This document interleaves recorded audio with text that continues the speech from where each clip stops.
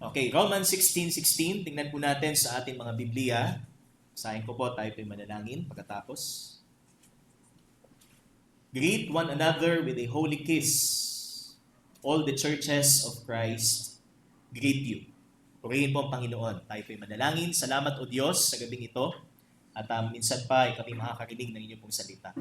At ang inyong pong lingkod o Diyos ay gamitin niyo po lamang na instrumento ng pagpapahayag ng inyong pong mensahe upang ang inyong pong salita ay makarating sa amin kung paano po ninyo ito inihahayag o Diyos. At sa amin pong paglalapat, humingi po kami ng gabay at karunungan, Panginoon, kung paano po namin na ito may apply sa amin pong mga buhay. Sapagkat napakahalaga po ng katotohanan ito sa amin pong paglagong espiritual. Kaya tulungan niyo po kami, ang isang espiritu, ang isang magbigay sa amin ng kaliwanagan sa mensahe pong ito. Sa iyo po ang kapurihan sa pangalan ni anak na si Jesus. Amen at amen. Sino ho sa atin ang naka-experience? Halimbawa ay dumating yung araw ng ating kaarawan. Yan. So birthday at walang bumati. Ano kaya ang ating mararamdaman? So, syempre, masasama ang loob natin. Ano po? So, wala man lamang nakaalala, lalo't kung halimbawa ito yung mga taong malalapit sa atin. Hindi ba? So, kasi, ito yung, kumbaga, kapag tayo ho'y binabati ng ating mga mahal sa buhay ng happy birthday, kung birthday natin, or let's say, anniversary ng ating kasal, kung sa mag-asawa, o yung mga special days ng ating buhay, ipinaparamdam nito yung pagiging special natin sa kanila. Di ba? Sa simpleng pagbati lamang ay naipaparating natin kung gaano sila ka-close sa atin, kung gaano sila ka-dear sa atin, naaalala pa tayo, di ba? Kahit halimbawa sa social media, may bumabati sa atin ng mga matagal na nating hindi nakikitang mga kaibigan, mga kakilala. So, nandun pa rin yung feeling na, salamat naman naaalala pa rin ako ng mga kaibigan kong ito. Kahit sabi nga, marami ng taon na hindi ko sila nakikita at hindi na kami nagkakapumustahan. So, kumbaga makikita natin sa bahaging yon yung importance ng pagbati. Kung halimbawa ay may special na araw na dumating sa ating buhay. Kaya ito yung ating title, so greeting the brethren in Christ, because kung mahalaga sa isang tao na siya'y batiin sa kanyang special na araw, ganun din kahalaga na tayo po'y batiin sa ating iglesia ng ating mga kapatid sa pananampalataya. So, parang ang hirap naman halimbawa ay ma-left behind tayo or outcast, hindi left behind, outcast. Ang feeling natin sa iglesia. Kasi hindi tayo binabati, or iilan lang ang bumabati sa atin. 'Di ba? So, hindi man birthday, kundi every time na tayo ho ay pumapasok sa panambahan. So, yun yung kakulangan ng church kung paano siya maging welcoming or kung paano siya dapat nag-aabot sa kanyang mga mahal sa buhay sa pananampalataya. Kaya, yun yung importance, mga kapatid, ng tinatawag nating pagbati. Kagaya po na sinabi dito ni Apostol Pablo, na batiin ninyo ang isa't isa. So, greet one another with a holy kiss. So, kung babasahin natin, at ginagamit ito ng ibang, ng ibang mga relihiyon, para suportahan yung kanilang, church nila, na sila yung tunay na church. Pero hindi po ito yung context. Kasi ang konteksto dito is, nagpapaalam na rito si Apostol Pablo. So, kung mapapansin natin ay nasa dulong bahagi na ito ng Aklat ng Roma. At kapag nagsasara na ho ang isang epistle, so ito yung mga tinatawag nating panghuling habilin or panghuling paalala ni Apostol Pablo. Ang tawag natin doon ay admonition para sa mga Kristiyano. So, ito yung isa sa admonition ni Apostle Paul sa iglesia po ng Roma. So, magbatian kayo ng may banal na halik at ang lahat ng mga iglesia ni Kristo ay bumabati sa inyo. So, gaano ka-importante sa isang church na maging palabati sa isa't isa?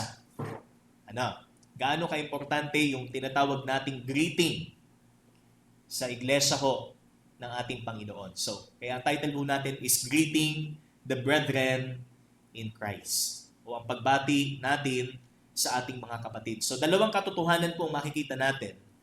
Number one is the implication of Christian greeting.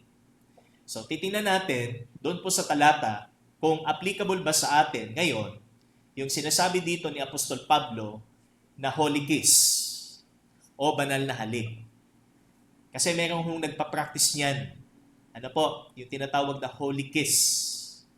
So, yun ba ay applicable sa atin? Kasi ito ho ay addressed sa church ng Roma, na kung saan, alam natin na itong mga Kristiyano ho dito is mga Hudyo. Karamihan ho na ay mga Hudyo. At ito ho ay nakapaloob sa kanilang kultura. So, ibig sabihin ba niyan ay kasama rin ba tayo doon sa tinatawag nating holy kiss? And literal ba yung dapat nating practice na gagawin dito? Kung sinabi ng Bible, literally, holy kiss. So, maghalikan. Ganun ba ang ibig sabihin? Okay? Kumbaga bilang pagpapakita ng ating pagmamahal sa ating mga kapatid sa Panginoon. Yan. So, yun yung ating pakay dito po sa ating first point. The implication of Christian greeting. So, ano ba ang nagagawa ng pagbati ng Kristiyano at gaano ito kahalaga sa katawan ni Kristo? Sa talata, makikita ho natin that the manner, so the way kung paano magbatian ang mga Kristiyano, ayon po kay Apostol Pablo, is with a holy kiss o ng may banal na halik. Ito ba'y nangangahulugan na maghalikan tayo sa isa't isa sa paraang gusto natin? So, hindi po. Hindi po yan ang ibig sabihin ng Biblia. Ito ho ay hindi nangangahulugan ng tinatawag nating romantic or erotic manner. So, hindi po yun excuse na gagawin ho natin yan sa loob ng iglesia. Sapagkat ito ho ay bounded sa kultura ng mga sinaunang Kristiyano na kung saan karamihan sa kanila ay mga Hudyo. At ang practice ho ng kissing ng kanilang mga malalapit sa buhay, so yung kissing sa noo at sa pisngi. Okay? So the practice of kissing friends on their forehead and cheek was common in the Old Testament times. And men would sometimes be kissing on the beard. So, practice ho yan sa unang panahon sa Near East. Humahalik sila sa balbas. As a sign of respect. Ito'y pagpapakita ng respeto at pagmamahal. Yun po yung kanilang kultura. And it was common among relatives and close friends, especially when they came together after a long separation. So, kapag matagal na silang hindi nagkita at muli silang nagkita. Parang reunion. How many years na hindi sila nagkita sila. So, ito yung gesture ng kanilang pagka-miss sa isa't isa. At yung kanilang longing na muli silang magkita at magkasama. So, yun yung background nung tinatawag nating holy kiss. And in the New Testament, it is being practiced to demonstrate spiritual kinship. Kaya yung first subpoint natin is holy kiss demonstrates spiritual kinship. So, yung pagiging kapatid natin o kumbaga sa laman ay kadugo. Sa espiritu. So, yun yung sinisignify nung tinatawag nating holy kiss. It demonstrates spiritual kinship for new Christians who were made outcasts by their biological families. So, kasi ang background ho nito, may mga kasama sila sa loob ng church na pinalayas. Kumbaga, sila ho ay tinatwa sila as a member of their family because of their faith. Ipinaglaban nila yung kanilang pananampalataya kay Kristo. So, dahil nga Judaism, okay? So, pinalaya sila. Pinutol yung relasyon sa kanilang pamilya. Para sa church, ito yung kanilang gagawin. Para hindi nila maramdaman yung naging sitwasyon niya sa kanyang biological family, iparamdam ng church ang pagiging pamilya sa kanila sa pamamagitan ng tinatawag na banal na halik or holy kiss. So yun po yung sinasabi ho dito, greet one another with a holy kiss. So yun po ay culturally bounded. Para sa mga Hudyo, especially kung meron silang kasama sa church na na-outcast because of their faith, persecution ng kanilang mga pamilya, sa kanilang pananampalataya. So sila ay maging instrumento ng Panginoon upang maramdaman nila na sila'y tunay na kapamilya ng Diyos o kabilang sa pamilya ng Diyos. Okay? So yun po yung una. That holy kiss demonstrate spiritual kinship. Kaya now, in our culture and practice, how do you show your spiritual kinship to your brother or sister in Christ? So, hindi lang yung simpleng kinakamayan natin ang ating mga kapatid. Binabati natin. So, it's more than that, yung tinatawag nating demonstration of our spiritual kinship. Hindi ba sa ating kultura yung tinatawag nating pagmamano? Sa mga nakatatanda, ay maaari din na gawin po natin sa loob ng iglesia pagpapakita ng ating respeto. Naalala ko po yung isang matanda dati sa atin dito na talagang siya daw ay natuwa sa ating church dahil ang gagalang daw po ng mga kabataan at talagang nagmamano pagka mga matatanda. Hindi lang basta kinakamayan, kundi nagmamano. So, which is napakaganda ho, napakagandang testimony. And yung isa pa hong napakinggan nating patotoo ni Brother Donato nung Sunday, naalala po ba natin yung sinabi niya na dito daw sa ating church ay naramdaman daw niya talaga na siya ay belong, di ba? Na siya ay talagang pamilya. So, yun yung nakakagalak. Gaano ka-importante ho sa atin yung practice ng pagpapakita natin ng ating endearment sa ating kapatid sa pananampalataya. Kaya yung sinasabi ho ditong greet one another is not simply you greet them hi sa iyong kapatid sa Panginoon or kung halimbawa birthday ng ating kapatid, happy birthday. So, hindi lang yon ang ating, kumbaga, maaaring gawin para sa kanila. Iparamdam natin yung pagiging kapatid natin. Sa ating Panginoon.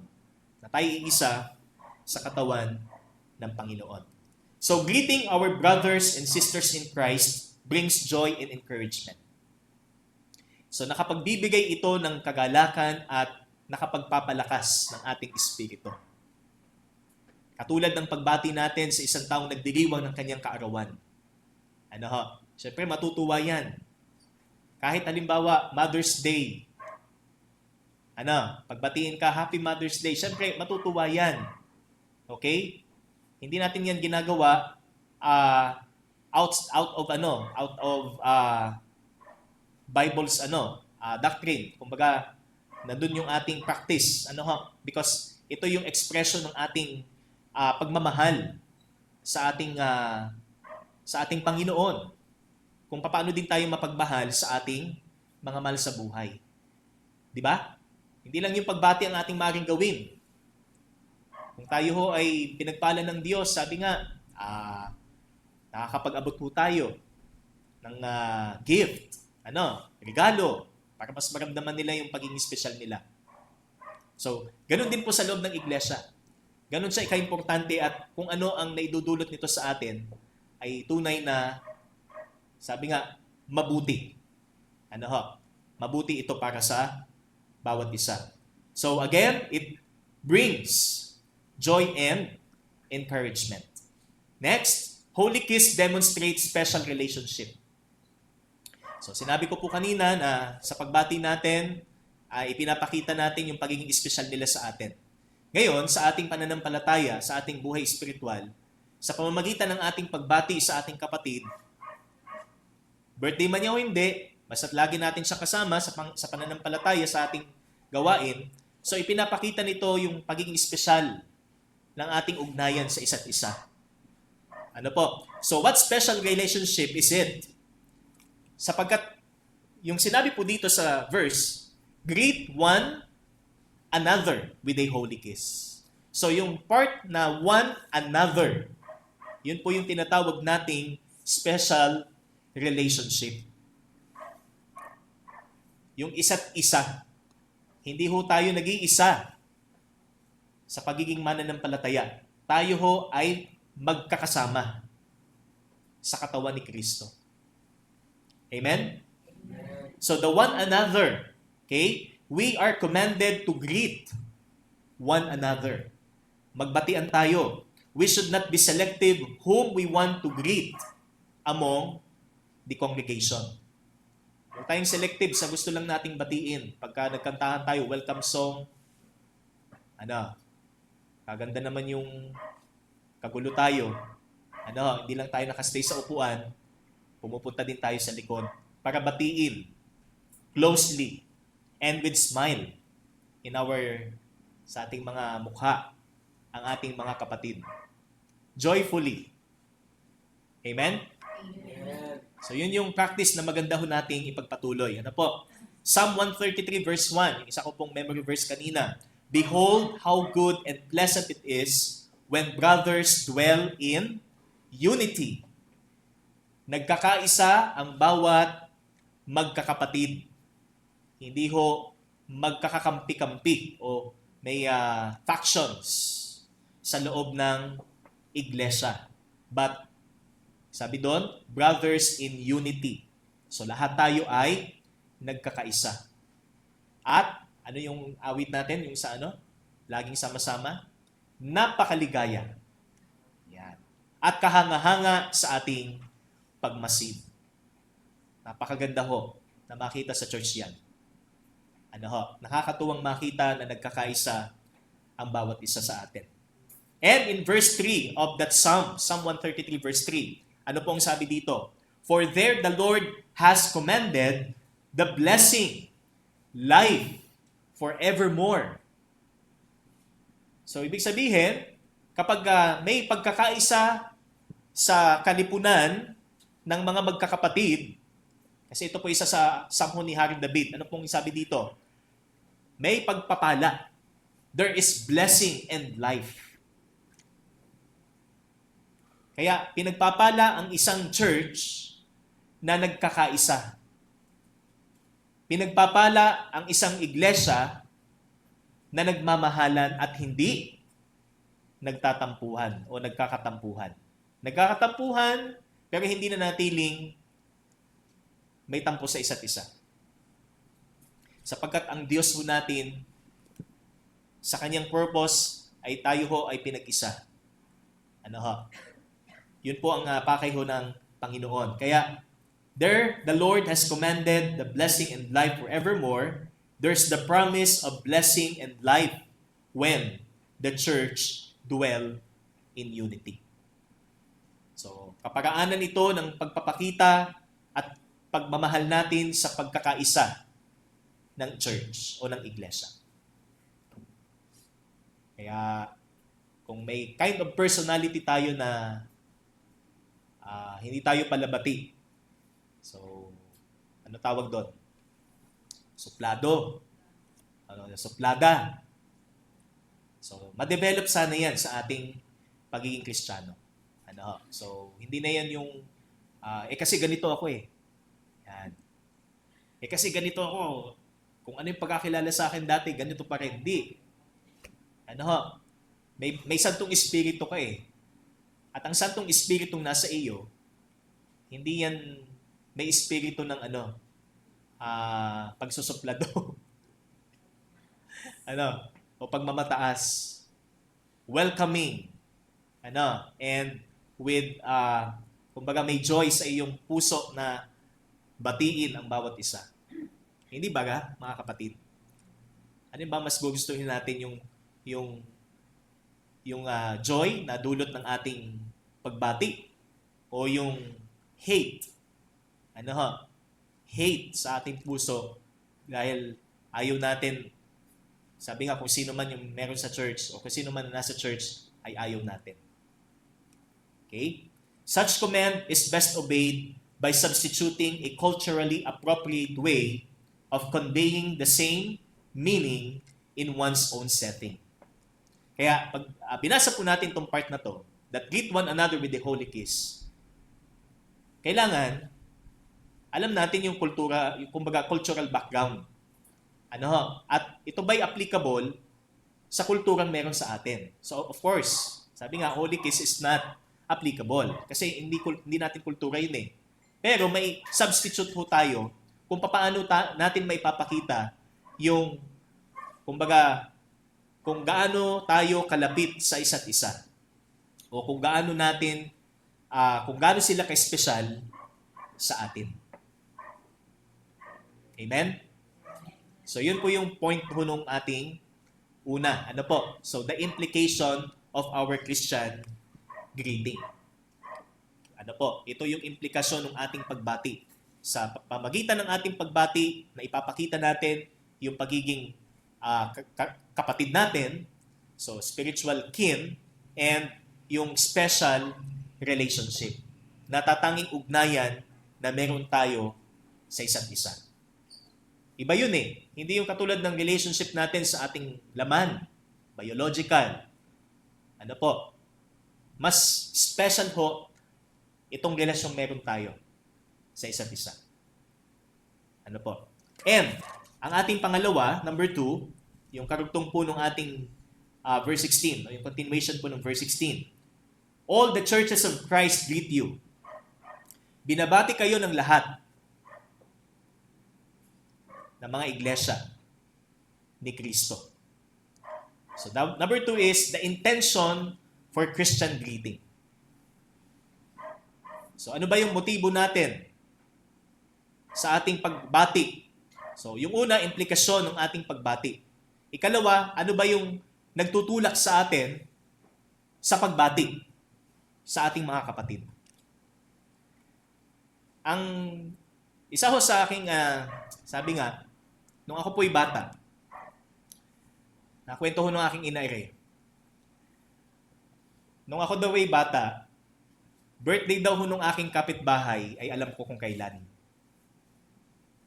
So, pagka sumapit daw yung araw na ganito, sabi ko daw sa aking ina, Mama, ito yung birthday ni ganito Yan. So, hanggang ngayon nadala ko siya sa church. And hindi ko alam kung, sabi nga, kahit sa pamamarang ito,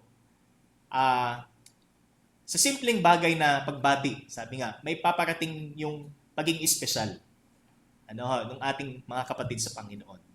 So siguro, ibinigay ito na sa akin ng Panginoon para memoryado ko yung birthday ng bawat kapatid natin at kapag sumapit ang napapansin yung siguro niyan, si Pastor 12 na, ang hating gabi bumabati ng happy birthday. So minsan basta kung kailan ako pwedeng mag-chat. So bumabati ako ng happy birthday. Minsan may nauna sa akin bumabati. So basta bumabati ako at ang sabi nga sa akin sa pagbati ko, may paramdam ko yung pagiging espesyal nila sa akin. Yan. So yun yung kumbaga part ng buhay ko na meron ako na ibinigay sa akin ng Panginoon at nagagamit po sa church. So ngayon, yung intention po, yung pagbati natin sa isa't isa, ano yung intention? So what compels us is not because we know, okay, alam natin yung kung ano tayo sa kanila, kung ano sila sa atin, but kung ano ang dahilan bakit naging tayo sa isa't isa. Bakit nagkaroon ng relasyon bilang magkakapatid sa pananampalataya. Kaya yung ating first subpoint natin, it is compelled by love. It is love. Ito'y pag-ibig. Pag-ibig ang nagtutulak sa atin para batiin ang isa't isa. Ano po? Ang sabi po ng 1 Peter chapter 5 verse 14, nasa huling part din po ng sulat ni Apostol Pedro, ang sabi niya, greet one another with the kiss of love. So, hindi po ito yung erotic love. Hindi po ito yung romantic love na sinasabi. Ito yung pag-ibig sa magkakapatid. Ano ho? Brotherly love. Pag-ibig bilang magkakapatid sa Panginoon. Pag-ibig na ibinigay sa atin ng ating Panginoon. It is the love of God to us. Kaya nga yung 1 John 4:19, ang sabi po is, we know and we love because He first loved us. Una siyang umibig sa atin, kaya tayo umiibig. At isang paraan ng pagpapakita natin o may pakita natin ang ating pag-ibig is ang ating pagbati. So ito yung objective natin, ano po, sa ating exhortation. Tayo ay maging palabati at hindi suplado sa ating mga kapatid sa Panginoon. Ano po? Yung bang halimbawa, nagbe-birthday, isang church member nagbe-birthday, hindi mo binati kasi hindi kayo magkasundo o hindi mo siya kasundo. Ano? Siyempre, ramdam nung isa. 'Di ba? So, yun yung kailangang may apply natin sa ating buhay na ako'y inibig ng Panginoon at siya'y inibig din ng Panginoon. Tapos kumbaga kung paano mo siya itatrato ay hindi ayon sa pagmamahal na ipinadama sa iyo ng Panginoon. Di po ba? Kaya it is compelled by love. Okay? And our love for the brethren can be spoken through greeting them for their special day or any other Christian occasion. So yun po yung magandang practice sa atin na pagka nalaman natin ay araw pala ni ganito. Ano ho? So araw pala ni ganito na birthday niya or anniversary. Yan, batiin natin. Kahit wedding anniversary. Ano ho? Kung tandaan natin ang wedding anniversary ng ating pastor o ng ating mga kapatid sa Panginoon, batiin natin. Kahit sa simpleng short statement na yan or greeting, may paparamdam natin kung gaano natin sila kamahal sa Panginoon. Amen? Hindi naman kailangan mahaba at kailangan magastos kung paano natin may paparamdam yung pagmamahal sa isa't isa. Ano po? And holy kiss is also compelled through fellow churches. Ginagamit din ng Diyos ang mga iglesia para tayo sa loob ng church, in the local church, ay maging welcoming tayo sa isa't isa. So, warm and welcoming sa ating mga kapatid sa Panginoon. So, meron pa pong ibang verses po tayong makikita na kung saan sinabihan din po ang mga iglesia na sila ho ay magbatian. In the same way na binanggit po in Romans 16:16. 1 Corinthians 16:20. So, tignan po natin. 1 Corinthians 16:20, ang sabi po dyan, all the brothers send you greetings. Greet one another with a holy kiss. So, pareho po sa Romans. Next, 2 Corinthians 13:12. Okay, ang sabi dyan, 2 Corinthians 13:12, greet one another with a holy kiss. And then 13, all the saints greet you. O, magbatian kayo with a holy kiss at ang lahat ng mga banal ay bumabati sa inyo. Magkakapareho actually. Ano po? And 1 Thessalonians 5:26. Okay. Unang Tesalonica 5:26. Greet all the brothers with a holy kiss. So, Alam po natin, pag sa Bible, pag inulit-ulit siya, pag hindi lang siya isang beses binanggit, may emphasis yan. So, ganun din po dito, kahit magkakaibang aklat ho siya makikita. Ano ho? In-emphasize ho ng Biblia ang kahalagahan ng tinatawag nating pagbati sa ating mga kapatid. Dahil ito ay isang paraan upang maiparamdam natin kung gaano natin sila kamahal at ka-espesyal sa atin. Di po ba? Kasi reflection ito ng pagiging espesyal ng natin sa Panginoon. Ano po? Kasi sino ba tayo para iligtas ng Diyos? Sino ba tayo para pag-alayan ng kanyang bugtong na anak at maligtas sa pamamagitan ng ating pananampalataya? Hindi naman ho yan pataasan ng tinapos. Hindi ho yan patalinuhan. Lahat ho tayo ay makasalanan. Ngunit, ano po ang ginawa ng Panginoon sa atin? Espesyal ho tayo sa Kanya upang ibigay ang Kanyang anak at magkaroon ng buhay na walang hanggan. Kaya, sa pamamagitan po ng ating pagbati, yung pagiging espesyal natin o pagiging espesyal nila sa atin ay ating maipaparamdam sa kanila. Okay?